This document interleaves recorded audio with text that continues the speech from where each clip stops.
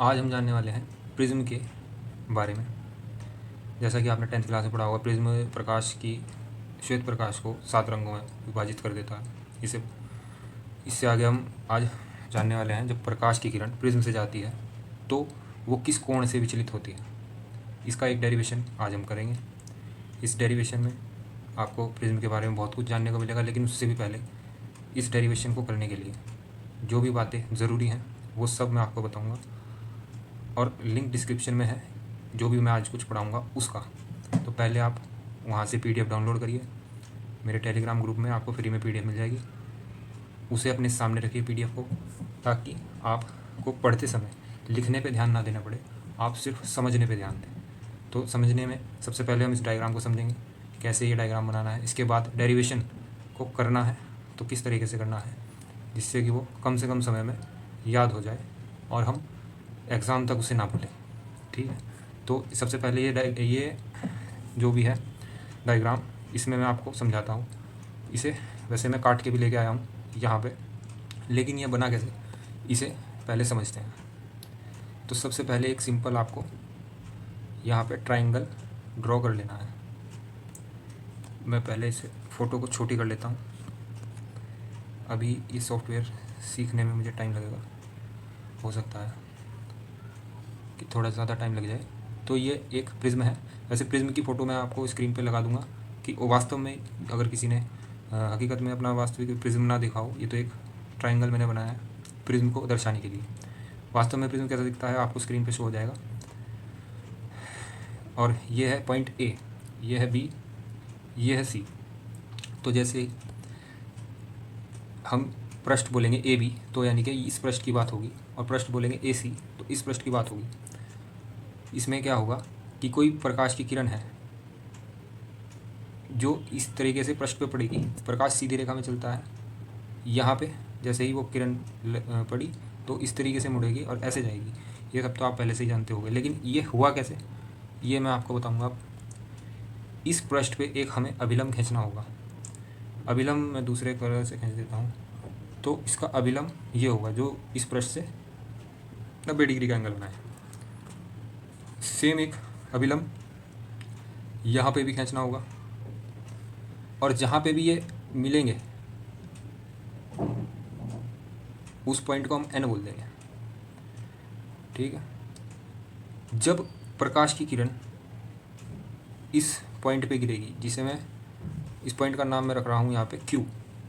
मान लो Q point पे प्रकाश की किरण गिरी तो ये आ गई। प्रकाश की किरण दूसरे कलर से बनाते हैं।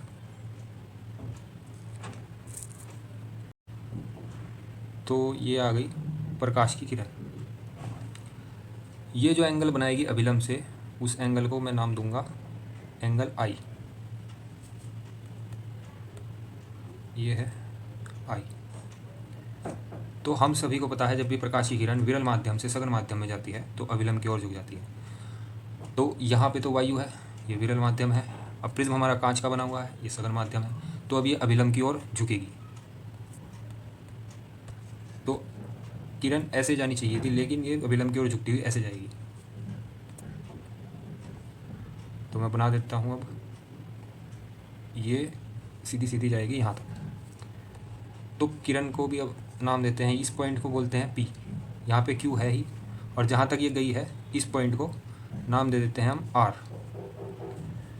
अब क्या करना है कि सघन माध्यम से अब जा रही है किरण विरल माध्यम में। ये सघन था कांच, अब वायु में जा रही है तो ये विरल है, तो अभिलंब से दूर हट जाएगी हमारी किरण। तो ये ऐसे जानी चाहिए थी, लेकिन अभिलंब से दूर हट के जाएगी यहाँ पे। इस पॉइंट को S बोल देता हूँ मैं। ये है पूरा डायग्राम जो अभी तक बना है। ये P से चली पॉइंट नंबर Q पे पड़ी, तो इस तरीके से झुकते हुए R पे और फिर S पे। ये प्रकाश की किरण है। अब इसके बाद अगर आप PDF खोल के बैठे हैं तो आपको दिख रहा होगा उसमें कई सारे एंगल बने हुए हैं डायग्राम में। तो इस एंगल को हमें कुछ ना कुछ नाम देना है। तो जैसा कि PDF में मैंने नाम दिया है, इसे हमने R1 बोला है। इस किरण और अभिलंब के बीच को R2 बोला गया है, स्मॉल r। और क्योंकि प्रिज्म से किरण यहाँ पे बाहर निकली है तो अभिलंब और किरण के बीच इस एंगल को एंगल E बोल दिया है। ये सब हो गया। उसके बाद हमारा ये डायग्राम बन के तैयार हो गया। इस डायग्राम के थ्रू अब हम डेरिवेशन को आगे बढ़ाएंगे। एक छोटा सा और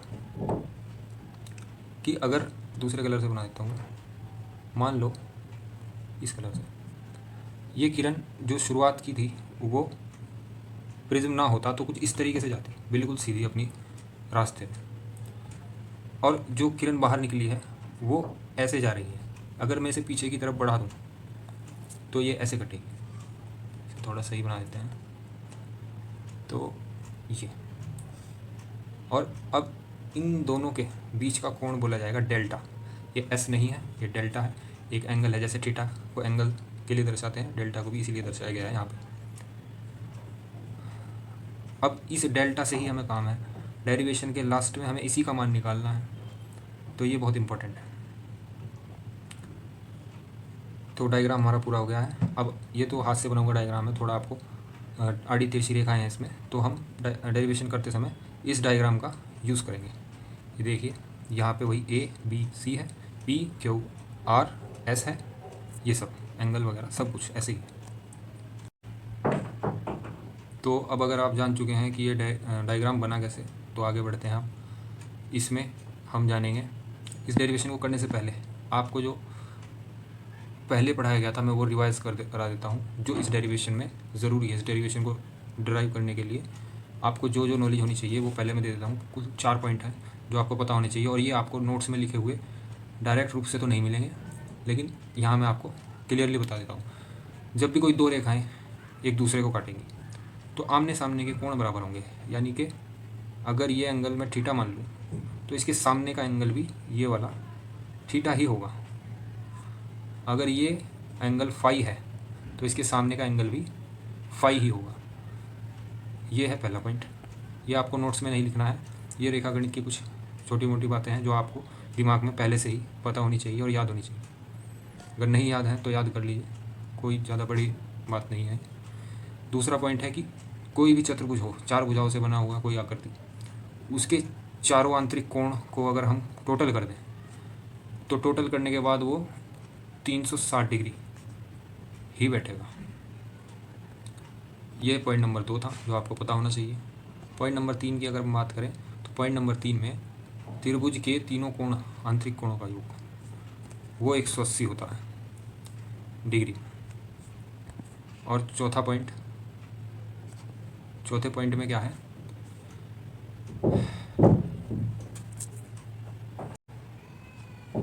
अगर कोई त्रिभुज, जैसे मान लो कि ये त्रिभुज है और इसकी कोई एक भुजा में आगे बढ़ा दूँ, और इससे और त्रिभुज से बनने वाला जो कोण है, बाह्य कोण बोलते हैं इसे, इस कोण का मान बचे हुए 2 कोण, यानी कि इस कोण का मान जिसे मैं नाम देता हूँ A, वो बराबर होगा इस कोण और इस कोण के। मान लो ये B है और ये C है, तो हम लिख सकते हैं A बराबर B प्लस C। ये त्रिभुज की एक प्रॉपर्टी है जो कि आपको पहले से ही पता होनी चाहिए, नहीं पता तो मैंने आपको बता दी। ये चारों पॉइंट यूज़ होंगे आपके आगे इस डेरिवेशन में। तो चलिए डेरिवेशन को शुरू करते हैं। वैसे जो नोट्स मैंने आपको दिए हैं हो सकता है उसमें स्पेलिंग मिस्टेक हो, क्योंकि वो मैंने अपने ही एक स्टूडेंट से लिखवाए हैं। तो अगर ऐसा है तो आप उन्हें अपने स्तर पर जांच के करेक्ट कर लीजिएगा। सिर्फ स्पेलिंग मिस्टेक हो सकती है, बाकी इक्वेशन वगैरह और रिजल्ट में कोई मिस्टेक नहीं होगी, ठीक है। जहाँ तक मैंने देखा है कहीं कहीं उसने नहीं वो इस तरीके से लिखा है, तो ये आप सही कर लीजिएगा, ये गलत है। तो चलिए अब हम डेरिवेशन की बात करेंगे। अब आपको इसमें देखना है एक चतुर्भुज जो कि है AQNR, ये वाला। इसे देखने में अगर मैं इसे अलग से बनाऊँ, ध्यान से देखिएगा, ये है कुछ इस तरीके का चतुर्भुज बन रहा है। ये A है, ये Q है, ये N है और ये R है। अब ये कोण पहले से ही 90 डिग्री हैं। अगर आपने डेरिवेशन में समझा हो तो ये अभिलंब ही खींचा था हमने इस भुजा पे, तो ये कोण ऑटोमेटिक 90 डिग्री बन गए थे। इधर से भी ये अभिलंब था इस भुजा पे, तो ये भी 90 होगा। तो आप समझ गए होंगे कि जो नोट्स में लिखा हुआ है दो कोण 90 के हैं, वो तो Q और R 90 के हैं। ये 90 के होंगे दोनों, तो टोटल होंगे 180, यानी कि एंगल Q और एंगल R दोनों मिला के 180 के होंगे। अब तो बचे हुए ये जो एंगल है इनका टोटल भी तो 180 ही होना चाहिए, एंगल A और एंगल N का मिला के, तभी तो टोटल 360 यहाँ पे होगा। तो इसलिए हम लिख सकते हैं कि जो हमारा एंगल A है और प्लस जो एंगल N है वो बराबर होगा 180 के। या नोट्स में मैंने ऐसे लिखा हुआ है, इसे N ना लिख के मैंने यहाँ पे लिखा है एंगल QNR। तो आप ऐसे भी मान सकते हैं। तो ये हमने मानी है समीकरण 1। अब हम दूसरे ट्राइंगल में देखेंगे, मतलब इसमें चतुर्भुज में देखा था, अब ट्राइंगल की बारी है। उस ट्राइंगल को दिखाने के लिए इस ट्राइंगल को दिखाने के लिए इसे मैं थोड़ा क्लियर कर लेता हूँ। यह हो गया क्लियर। अब ट्राइंगल कौन सा था वो, ये था QNR। इस ट्राइंगल में देखने पे हमें एक और समीकरण मिलेगी। तो ये जो एंगल है इन तीनों एंगलों का योग 180 होना चाहिए, यानी कि ये और ये, जैसा कि मैंने आपको पॉइंट में बताया था। तो हम लिख सकते हैं R1 plus R2 plus angle QNR बराबर 180 का होना चाहिए त्रिभुज से। और यहाँ पे भी इसे मैं यहाँ पे लिख सकता हूँ R1 प्लस R2 बराबर एंगल QNR 180। ये समीकरण 2 जो कि इस त्रिभुज से हमें मिली है। मैंने कुछ नहीं किया, बस इसे दोबारा लिखा है, इसे दोबारा यहाँ पे लिखा है। अब समीकरण 1 और समीकरण 2 को जैसे ही हम आपस में तुलना करेंगे तो ये वाला पार्ट बराबर है और रिज़ल्ट भी बराबर आ रहा है। तो इसका मतलब एंगल A का जो मान होगा वो R1 और R2 के बराबर होगा। तो इन दोनों समीकरणों से हम लिख सकते हैं जो एंगल A है वो बराबर है R1 प्लस R2। इसे आप समीकरण 3 मान लो। अभी अगर आप समीकरण 3 बना चुके हो तो समीकरण 4 को बहुत ध्यान से समझिएगा। समीकरण 4 में क्या है, आपको एक ट्राइंगल देखना पड़ेगा। ट्राइंगल होगा वो ये वाला MQR। इसे थोड़ा डार्क मैं आपको दिखाता हूँ। ये वाला ट्राइंगल है। इस ट्राइंगल में हमें पहले ये एंगल पता करना पड़ेगा। मेन पर्पस हमारा थीटा का मान निकालना है, उसके लिए पहले ये एंगल और फिर ये एंगल पता करना पड़ेगा। तो इस एंगल को पता करने के लिए मैंने आपसे कहा था जब दो रेखाएं एक दूसरे को क्रॉस करें तो आमने सामने के एंगल बराबर होते हैं। तो अगर ये वाला एंगल I है तो ये वाला एंगल भी पूरा I होगा, और पूरे I में से अगर मैं R माइनस कर दूँ तो मुझे ये वाला एंगल मिल जाएगा जो कि होगा MQR। ऐसे ही इधर ये एंगल होगा E माइनस R2। अब दोनों अंदर के, इस ट्राइंगल के दोनों अंदर के एंगल मुझे मिल चुके हैं।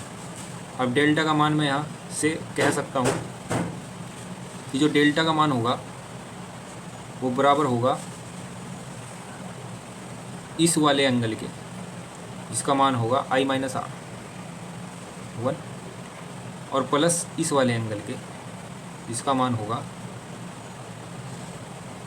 E minus R2। इसी समीकरण को हम समीकरण 4 कहेंगे। तो मैं इसे यहाँ पे लिख लेता हूँ एज इट इज़।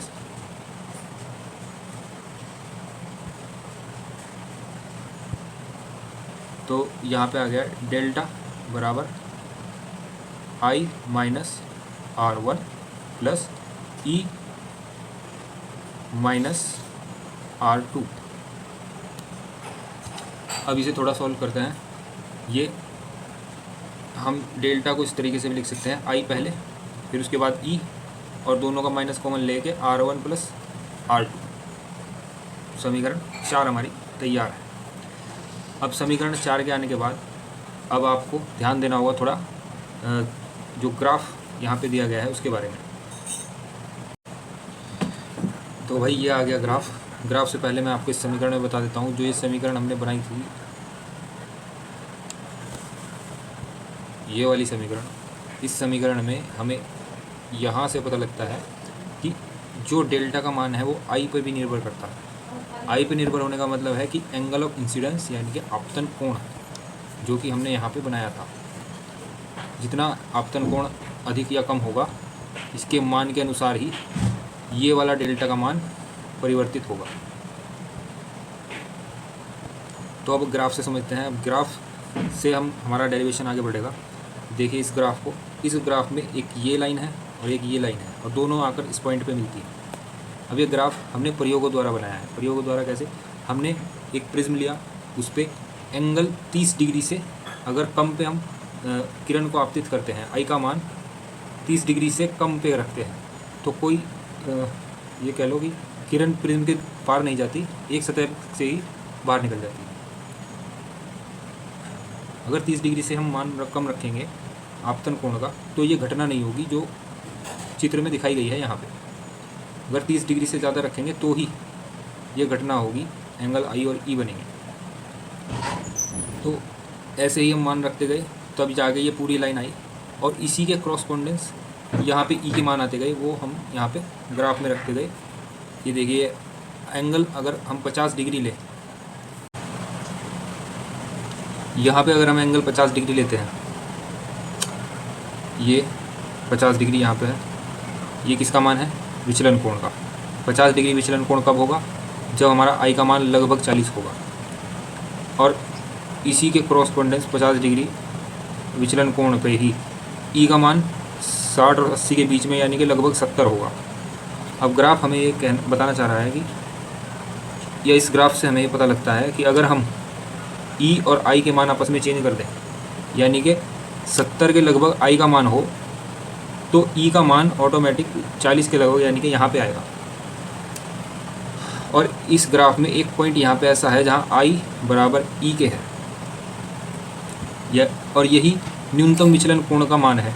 ध्यान से इस ग्राफ को देखिए, विचलन कोण के मान में जब ये ग्राफ बनाया जाता है तो 40 डिग्री से नीचे, लगभग 40 डिग्री से नीचे कोई मान नहीं आता विचलन कोण का।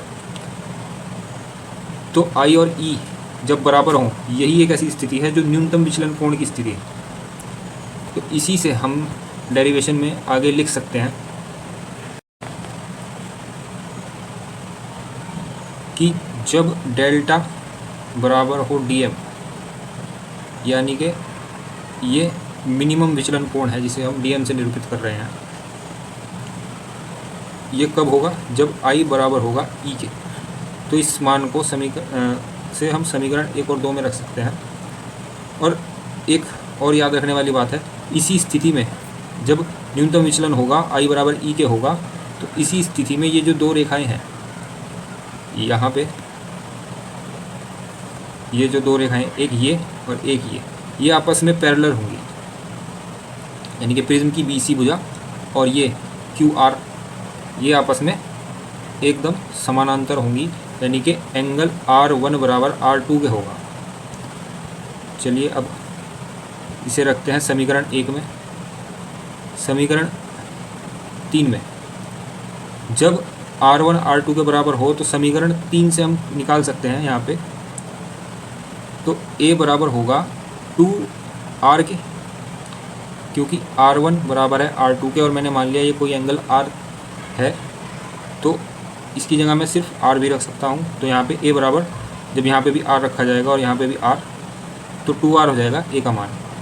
या फिर मैं कह सकता हूँ R बराबर A/2। और समीकरण 4 की बारी है। समीकरण 4 से मैं क्या कह सकता हूँ? डेल्टा का मान तो DM हो जाएगा, इस डेल्टा का मान। उसके बाद I और E इन दोनों के मान बराबर हैं, तो यहाँ मैं 2I भी लिख सकता हूँ। E को मैंने I ही लिख दिया, तो इसलिए 2I हो गया। और माइनस ये R1 R2 बराबर हैं, तो यहाँ 2R मैं लिख सकता हूँ। अब यहाँ से कॉमन आ गया 2, तो आई माइनस आर और डी एम बराबर में, अब डी एम बाई 2 अगर होगा आई माइनस आर के बराबर होगा। तो यहाँ से आई का अगर मैं मान निकालना चाहूँ तो आई का मान निकलेगा आई बराबर D M by 2 plus R, ये आई का मान है और ये ए का मान आर का मान है।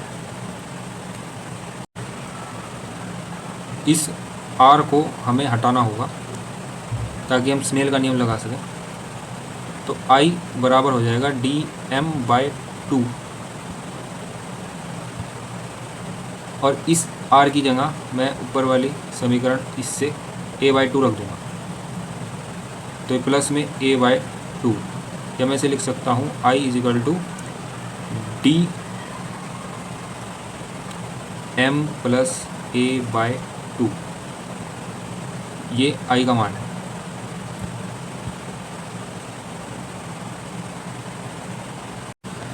अब जबकि हमारा स्नेल आई और आर के मान आ चुके हैं, ये आर और ये आई का मान आ चुका है, तो स्नेल का नियम हम लगाएंगे यहाँ पे sine I upon sine R, जो कि कांस्टेंट के बराबर होता है और ये पदार्थ के नियतांक के बराबर होता है, एक के सापेक्ष दूसरे का अपवर्तनांक, पदार्थ के अपवर्तनांक के बराबर होता है। तो साइन आई का मान यहाँ से रख देंगे हम, साइन ब्रैकेट में D M plus A by 2, sine R का मान ए बाई 2 साइन में, ये देखिए हम अभी यहाँ पे निकाला था, ये रहा। तो अब यहाँ से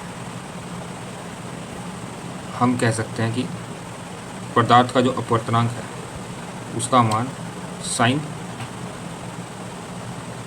D M plus A by 2 upon sine A by 2 होगा।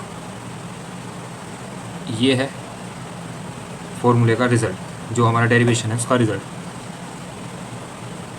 अब यहाँ से हमें पता लगता है कि अगर हमें इस प्रिज्म का कोण ए, एंगल ए पता है ये वाला, और डी एम यानी कि विचलन कोण पता है जो कि न्यूनतम विचलन कोण है, अगर ये दोनों चीज़ हमें पता है तो इस प्रिज्म का हम अपवर्तनांक ज्ञात कर सकते हैं। अब ये दोनों हमें कहाँ से पता लगेंगे, तो हमें प्रयोग करके देखेंगे, इसका एंगल हम नाप लेंगे और विचलन कोण को हम प्रयोग द्वारा देख लेंगे कितना विचलन हुआ है। ऐसा करने से उस प्रिज्म का जो अपवर्तनांक होगा वो इस फॉर्मूले से निकल जाएगा। अगर प्रिज्म बहुत पतला हो, यानी कि ये वाला कोण, मोटा प्रिज्म तो कुछ इस तरीके का दिखेगा और पतला प्रिज्म उसका ये कोण कम होगा, तो अगर प्रिज्म पतला होगा तो हम लिख सकते हैं उसे 1n2, यानी कि प्रिज्म का अपवर्तनांक is equal to D M plus A by 2 upon A by 2, ये 2 से 2 cancel, 1n2 is equal to D M plus A by A. यहाँ से हम क्या करेंगे, ए की क्रॉस मल्टीप्लाई होगी इधर,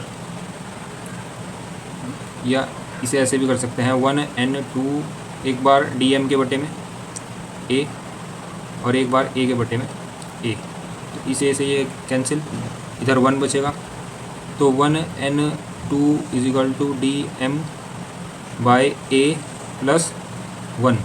अब यहाँ से अगर हम डी एम का मान निकालना चाहें तो डी एम बाई ए इधर, ये 1n2 माइनस का 1 इधर, तो यहाँ से डी एम का जो मान निकल के आया वो है a 1n2 माइनस 1। तो इससे पता लगता है अगर प्रिज्म पतला होगा तो अपवर्तन भी ज़्यादा नहीं होगा, विचलन कोण का मान बहुत कम होगा। तो यही था हमारा डेरिवेशन, इसका फटाफट से रिवीजन कर लेते हैं एक बार। तो अब जल्दी से इसका रिवीजन कर लेते हैं। तो ये ए बी सतह थी, इस पे अभिलंब ये था, इस ए सी सतह पे अभिलंब ये था, ए कहाँ लिखा हुआ है, ए ये लिखा हुआ, बी है, सी है, फिर किरण आई थी पी से लेके, फिर क्यू, फिर आर, फिर एस, फिर एंगल बना था इनके बीच में आई, जो निर्गत कोण है वो ई, जो पॉइंट आर पे इधर एंगल बना है अंदर की तरफ वो R2, आपतन कोण, अपवर्तन कोण ये R1। ये पहली जो पी क्यू किरण थी उसे अगर हमने आगे बढ़ाया और ये फाइनल RS किरण है इसे पीछे बढ़ाया तो एंगल विचलन कोण डेल्टा हमें प्राप्त होगा।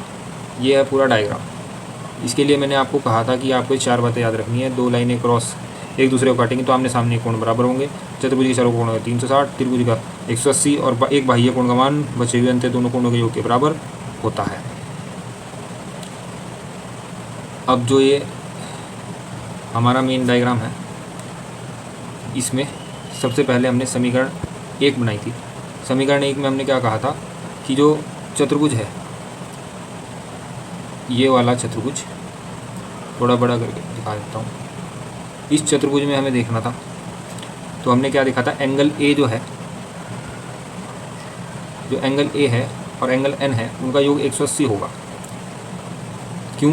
क्योंकि आर और क्यू इनका योग 180 है तो बचे हुए दोनों एंगल का 180 होगा, जब चतुर्भुज के चारों कोणों का 360 होगा। तो इन दोनों में इस एन की जगह हम क्यू एन आर पूरा एंगल लिखा था ठीक तरीके से। तो यहाँ से हमें मिला था 180 इन दोनों का मान। फिर हमने ट्राइंगल लिया था, एक ट्राइंगल लिया था हमने ये वाला, इसमें इस एंगल और इस एंगल का योग 180 होना था। तो क्यू एन आर का योग 180 जब होगा जब उसमें R1 R2 जुड़ेंगे, ठीक है। तो यहाँ पे हमें मिल गया ये वाला R1 R2 जुड़े क्यू एन आर में तो ये 180 के बराबर हो गया। ये हमारी समीकरण आ गई 3, 2 और 1। तीसरी समीकरण बनाने के लिए हमें इन दोनों का कंपेयर करना पड़ा। ये सेम थे रिजल्टेंट, ये एंगल भी सेम था तो ए बराबर होगा R1 + R2 के। समीकरण आ गई 3। अब समीकरण 4 बनाने के लिए हमें एक तीसरा त्रिभुज लेना पड़ा, वो था ये वाला। इस त्रिभुज में क्या था कि ये वाला एंगल हमने लिया जो कि I - R1 करके आ गया ये, और ये वाला एंगल हमने लिया जो कि आया E में से R2 को घटा के। तो इन दोनों एंगलों का योग डेल्टा के बराबर होगा। ये हम पहले ही जान चुके हैं, मैंने आपको 4th पॉइंट में यही बताया था। तो अब यहाँ से मैं कह सकता हूँ चौथी समीकरण के लिए,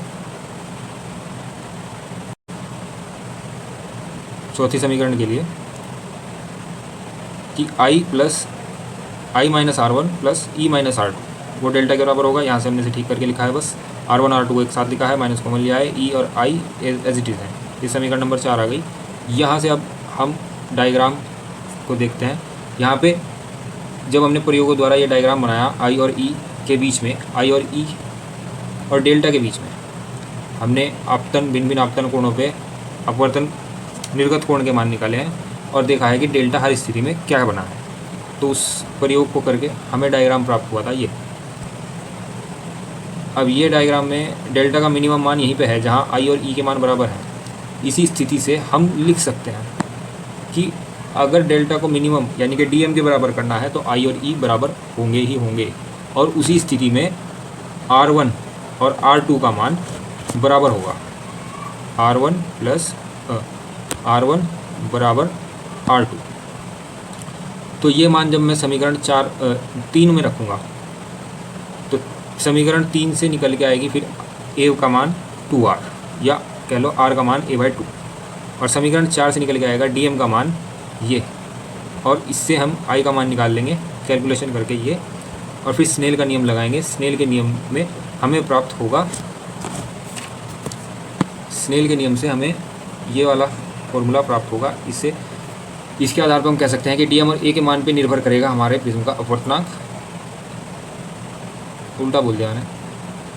DM और A का मान अगर हमें पता हो तो प्रिज्म का अपवर्तनांक हम निकाल सकते हैं, और अगर बहुत छोटा कोण कर दिया जाए A का मान बहुत छोटा होगा तो साइन अपने आप हट जाएगा और यहाँ पे ये आएगा अपवर्तनांक का मान।